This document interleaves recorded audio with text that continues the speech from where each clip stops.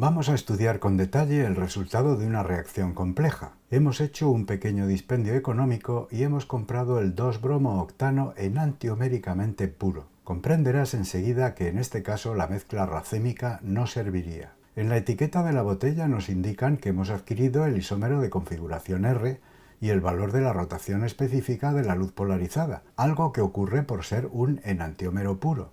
Disolvemos una cierta cantidad en dimetilformamida, más conocida por sus siglas de MF, que es un disolvente muy polar pero aprótico, es decir, sin hidrógenos que puedan formar enlaces de hidrógeno. Agregamos exactamente un equivalente de hidróxido sódico y ponemos la mezcla a reflujo, o lo que es lo mismo, a la temperatura de ebullición de la DMF, en el montaje adecuado. Sacamos una alícuota de la reacción con un capilar cada cierto tiempo y controlamos la evolución de la reacción mediante cromatografía en capa fina, hasta que vemos que el producto de partida ha desaparecido. Paramos la calefacción y hacemos el tratamiento pertinente de la mezcla de reacción, que implica procedimientos de extracción entre otros. Llegamos a la conclusión de que obtenemos un alcohol al 80% de rendimiento, siendo el 20% restante una mezcla de alquenos. Aislamos el alcohol, lo analizamos por resonancia magnética nuclear y llegamos a la conclusión de que se trata del 2-octanol. Medimos su rotación específica y nos da un valor de más 9 grados. Buscamos la rotación específica del 2-octanol en la bibliografía y encontramos que la del isómero S es más 9,5 grados. Eso significa que del 80% del alcohol obtenido, la mayoría es S-octanol, aunque como la rotación óptica obtenida es más 9 grados, ligeramente menor que los 9,5 grados del enantiómero S puro, significa que hemos obtenido algo del isómero R. Un cálculo sencillo nos dice que la cantidad de R2-octanol obtenida es el 6%, lo que quiere decir que la reacción ha transcurrido con un exceso enantiomérico del 88%. Por su parte, hemos separado y analizado los alquenos obtenidos con un 20% de rendimiento, y la RMN nos dice que el 95% de ese 20% es el E2-octeno, el 5% su isómero Z y además se detectan trazas del 1-octeno. Con este resultado nos podemos poner manos a la obra ante el desafío de plantear uno o más mecanismos de reacción que nos expliquen lo que ha sucedido. Mira la molécula de partida y el alcohol mayoritario. ¿No te parece que es como si se hubiera vuelto del revés un paraguas en un día de viento? El carbono que soporta el bromo ha invertido su configuración, porque el OH está del otro lado. Es difícil pensar en otra posibilidad que no sea la de que el hidróxido ataque al carbono por el lado opuesto al que el bromo se va como grupo saliente. Un mecanismo así, con un solo estado de transición en el que el enlace carbono-oxígeno se está formando y el carbono-bromo rompiendo, explica la producción del alcohol mayoritario. ¿Y la pequeña proporción de alcohol R que se forma? No parece muy lógico que el hidróxido con una carga formal negativa y plagado de electrones se aproxime por el mismo lado del bromo, que también posee un enorme número de electrones. Así que, echándole imaginación, podríamos pensar que el bromo se pueda ir solo, ayudado por el disolvente polar y la temperatura de la reacción, que hace que el enlace carbono-bromo vibre con más amplitud que a temperatura ambiente. Se puede producir la ruptura heterolítica del enlace carbono-bromo de algunas moléculas, llevándose el bromo los electrones.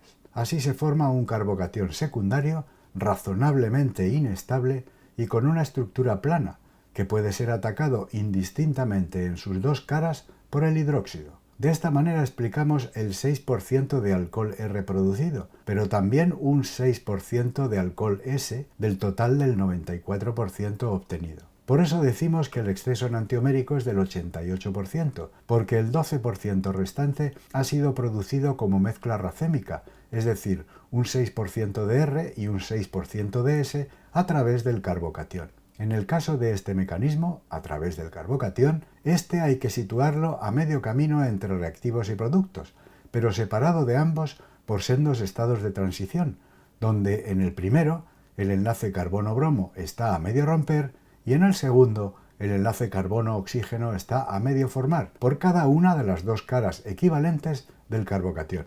Con estos dos mecanismos de sustitución hemos logrado explicar la producción de la mezcla de alcoholes. El de un solo estado de transición se le denomina de sustitución nucleófila bimolecular, abreviado SN2, porque el colapso del nucleófilo atacante con el derivado halogenado electrófilo ocurre en el estado de transición. De aquí el apellido bimolecular.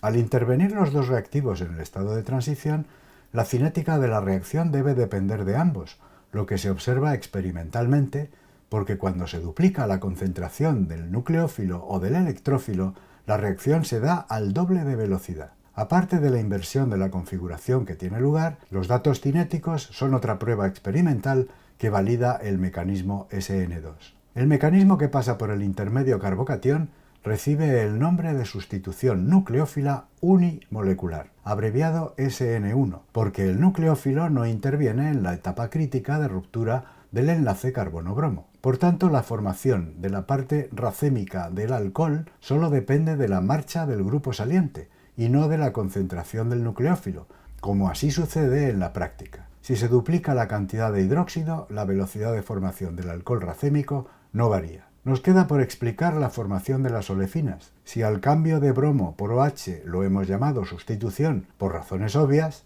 la formación de olefinas la denominaremos eliminación, porque se elimina bromuro de hidrógeno. Si reflexionas, el carbocatión formado a mitad de camino del proceso SN1 no solo puede sufrir el ataque del hidróxido en el carbono que soporta la carga positiva, actuando como nucleófilo, sino también en alguno de los dos carbonos contiguos, actuando como base y llevándose un protón. Así tenemos entre manos un mecanismo que denominamos eliminación unimolecular, o E1, por analogía a la SN1.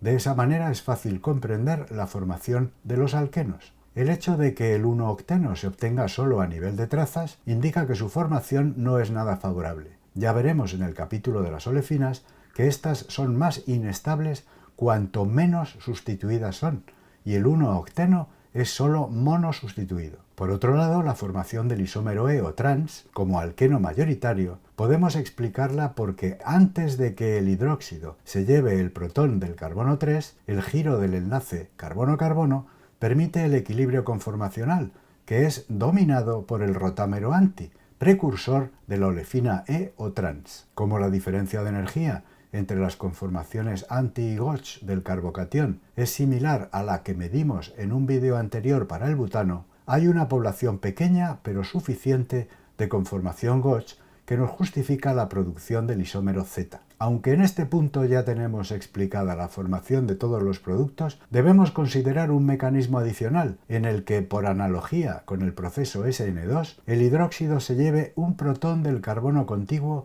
al que soporta el bromo al mismo tiempo que éste se va, porque si no consideramos esa posibilidad mecanística, no vamos a poder explicar otro hecho experimental relacionado, en concreto, por qué el isómero tris del 4-bromo terbutil ciclohexano reacciona millones de veces más rápidamente que su compañero trans para dar la olefina. Si el mecanismo fuera E1, no habría ningún impedimento a que el bromo se fuera, ya estuviera en axial o en ecuatorial, posiciones en las que se ve forzado a estar, respectivamente, en los isómeros cis y trans, ya que el grupo terbutilo supervoluminoso solo puede ocupar la posición ecuatorial. Y una vez formado el carbocatión, el hidróxido atacaría a cualquiera de los hidrógenos de la posición contigua para dar la olefina. Así que el mecanismo E1 no sirve para explicar una diferencia de reactividad tan abultada entre el cis y el trans 4-bromo terbutil ciclohexano. Como el isómero cis es el que más rápido reacciona, es decir, el isómero cuyo grupo terbutilo fuerza al bromo a estar en axial, esta disposición debe ser más favorable que la ecuatorial para la formación de la olefina. Supongamos que el hidróxido ataca al carbono contiguo al que soporta el bromo, por el lado opuesto al que éste está, para minimizar repulsiones. Entonces la formación de la nube pi del doble enlace es inmediata, porque el orbital con dos electrones resultante de la extracción del protón y el orbital vacío proveniente de la salida del bromo con los dos electrones solapan lateralmente sin dificultad, dando lugar a la nube pi del doble enlace. Esto no ocurre en el trans 4-bromo terbutil ciclohexano, donde el bromo está forzado a la posición ecuatorial y, por tanto, no hay ningún hidrógeno en posición anti, cuya extracción por el hidróxido conduzca a la formación directa y suave de la nube pi de la olefina. A este mecanismo le denominamos eliminación bimolecular, por analogía con el mecanismo SN2. Por último, si reflexionas de nuevo con el caso del R2-bromooctano, los alcoholes y las olefinas se producen al mismo tiempo, por lo que debes considerar que todos los mecanismos propuestos, SN2, SN1, E1 y E2, ocurren a la vez, compitiendo unos con otros. El esquema siguiente trata de darte una imagen gráfica de esa competencia. Los reactivos están en el centro y tomarán todos los caminos posibles, pero con más probabilidad aquel o aquellos que transcurran por los estados de transición de menor energía. ¿Cuál es el camino preferido en el caso de la reacción del R2-bromooctano con hidróxido? Correcto, el SN2, porque es el único que explica la formación mayoritaria del S2-octanol con inversión de la configuración. Nos vemos en un próximo vídeo. Hasta pronto. Adiós.